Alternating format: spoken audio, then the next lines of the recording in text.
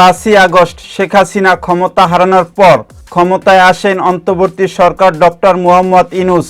Doctor Yunus ক্ষমতায় এসেছে সংস্কার ও নির্বাচনের জন্য। বাংলাদেশে বড় দুইটি দল আওয়ামী লীগ ও বিএনপি। বর্তমান সমন্বয়করা আওয়ামী লীগকে নিষিদ্ধ করার পক্ষে, কিন্তু বিএনপি আওয়ামী লীগকে নিষিদ্ধ করার পক্ষে নয়। না, আমরা কোনো রাজনৈতিক দলকে নিষিদ্ধ করার পক্ষে না, সে যে দলই হোক। আর আপনার আমার সংবিধান গণতন্ত্রের মূল লক্ষ্য হচ্ছে আপনার যে কোনো ব্যক্তির যে কোনো অধিকার রয়েছে সংগঠন করবার, এবং সেটা এটা তো কিন্তু স্বাধীনতা সার্বভৌমত্বের পক্ষে থাকতে হবে। অন্যদিকে আওয়ামী লীগকে রাজনীতি ও নির্বাচনে ফেরানো হলে দ্বিতীয় গণ অভ্যুত্থান হবে বলে হুমকি দিয়েছেন বৈষম্য বিরোধী ছাত্র আন্দোলনের দুই সমন্বয়ক হাসনাত আব্দুল্লাহ ও সার্জিস আলম।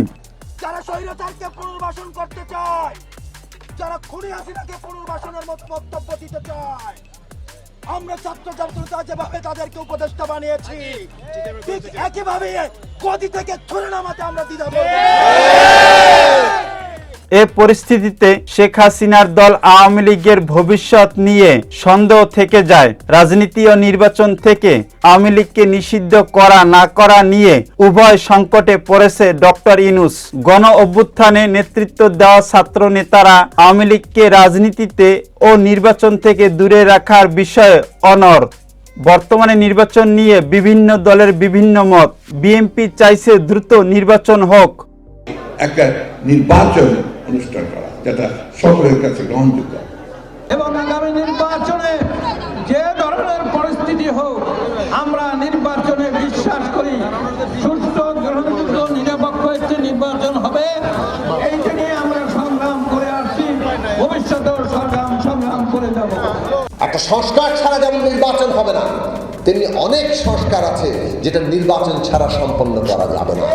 বৈষম্য বিরোধী ছাত্র আন্দোলনের নেতারা আওয়ামী লীগকে নিষিদ্ধ করা ও দলটিকে নির্বাচন থেকে দূরে রাখার দাবিতে সোচ্চার। মাথার ছাদ হাসিনাকে কাছে না পেয়ে বাংলাদেশে পথে ঘাটে লাঞ্ছিত অপমানিত হচ্ছে তার দল আওয়ামী লীগ।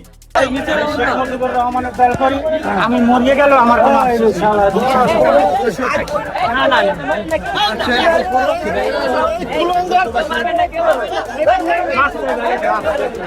বাতিল তালিকায় নাম উঠেছে বঙ্গবন্ধুর স্মৃতি বিজড়িত যে কোনো জিনিস।